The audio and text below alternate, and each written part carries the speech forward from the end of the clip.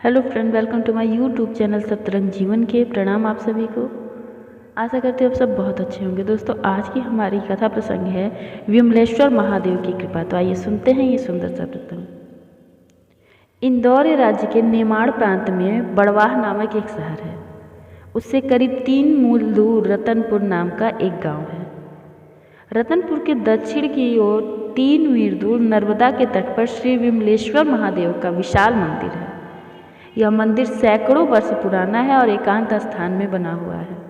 भगवान विमलेश्वर की उपासना का कितने ही भक्त आज प्रत्यक्ष फल भोग रहे हैं। देवेश्वर दुबे जी नाम के एक बहुत ही सज्जन भगवत भक्त धर्मनिष्ठ ब्राह्मण रतनपुर ग्राम में रहते थे। कंगाली ही उनका घर, भिक्षा ही उनकी जीविका और भजन ही उनका धन था। इसी संपत्ति से संतोषपूर्वक वे अपना और अपने परिवार का पालन पोषण करते थे। देवेश्वर जी के ठाकुर थे शंकर और शंकर के भक्त थे देवेश्वर। श्री देवेश्वर जी ने वर्षों एकनिष्ठ होकर शिव जी की निष्काम आराधना और पूजा की। वे उनके अन्य भक्त एवं पुजारी रहे। उस समय एक जमींदार ठाकुर साहब थे। वे शिव भक्त थे। उन्होंने देवेश्वर जी को शिव जी पर जल चढ़ाने और पूजा करने के लिए नियुक्त कर दिया था। इसके लिए ठाकुर साहब देवेश्वर जी को थोड़ी सी वार्षिक सहायता दे दिया करते थे। उनके और परिवार का निर्वाह का केवल यही साधन था, परंतु उनकी निष्ठा, भक्ति और श्रद्धा में किंचित मात्र भी कमी न थी। वे शिवजी का पूजन अर्थ दृष्टि से नहीं किंतु आंतरिक श्रद्धा से करते थे। चाहे बिजली चमक रही हो, चाहे बादल गरज रहे हो, चाहे मूसलाधार बारिश हो रही हो, चाहे शीत से शरीर गला जा रहा हो, परंतु देवेश्वर जी विमलेश्वर जी को जाएंगे, अवश्य जाएंगे। उनको कोई शक्ति उनकी भक्ति से विचलित नहीं कर सकती है। देवेश्वर जी रतनपुर में रहते थे।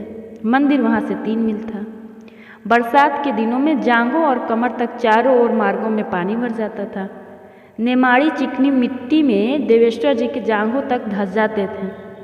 कीचड़ में गिरे हुए कांटे कभी कभी पैरों में चुभ भी जाते थे, परंतु देवेश्वर जी की शंकर पूजा में दिन का व्यतिक्रम न होता था। वे नित्य नियम से प्रातःकाल सवेरे 4 बजे उठकर बेलपत्र पुष्पादि लेकर उसी दलदल में खुचते, फंसते, भींगते नर्मदा के किनारे पहुँचते, स्नान आदि करते, नर्मदा से जल भरते और मंदिर में जाकर श्री विमलेश्वर महादेव की पूजा अर्चना करते थे।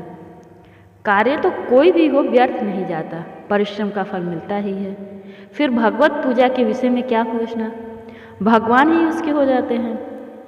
वह भगवान से ही कहला लेता है कि हम भक्तन के भक्त हमारे हैं।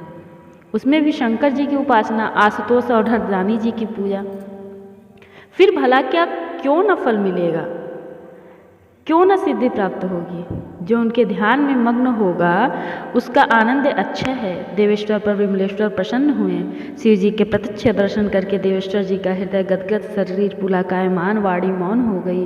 देवेश्वर जी के कुछ बिना मांगे ही भगवान का वरद हाथ उन पर उठ गया। उनके कुटुंब पर भगवान शंकर की कृपा दृष्टि बरस पड़ी। उनके पुत्र पौत्रों में असीम शिव भक्ति छा गई और उनका कुल विद्या, विनय, ईश्वर भक्ति और संपत्ति से परिपूर्ण हो गया। तो दोस्तों, ये सुंदर सा प्रसंग आपको कैसा लगा मुझे कमेंट करके ज़रूर बताइएगा।